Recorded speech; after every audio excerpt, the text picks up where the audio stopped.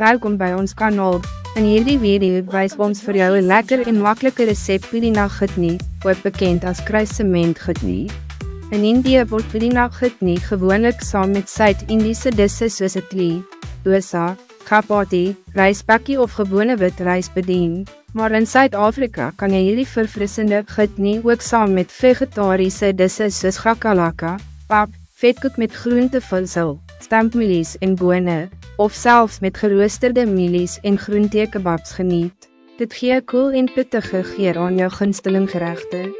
Laat ons kyk watter bestanddele ons nodig het. Jy sal 1 bossie kruissementblare nodig hê, goed gewas. Neem ook 'n paar curryblare en korianderblare, goed gewas. Jy het 3 groen russies nodig, sout na smaak, 1 eetlepel iraatdal en 'n halwe eetlepel komijnsaad.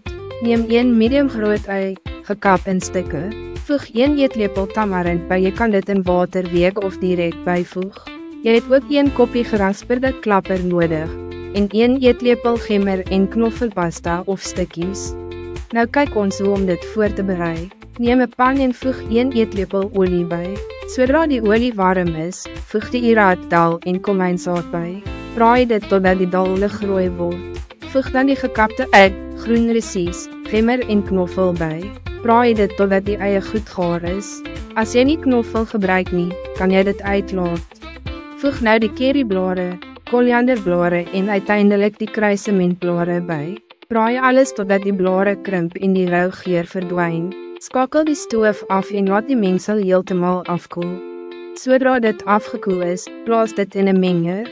Voeg die gerasperde klapper, geweekte tamarind en sout na smaak by. Jy kan opsioneel 'n bietjie jaggery onverwerkte suiker byvoeg.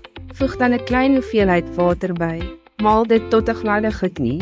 Moenie te veel water byvoeg nie, die chutney moet nie te waterig of te dik wees nie. Nou is die chutney gereed. Jy kan fogarane geurige tempering byvoeg en dit saam met jou gunsteling gereg bedien. Jy kan hierdie chutney vir 2 tot 3 dae in die yskas bære. Laat weet ons in die kommentaar as jy wil leer hoe om fogarane voor te berei. Moenie vergeet om te like, te deel en in te teken nie. Dankie.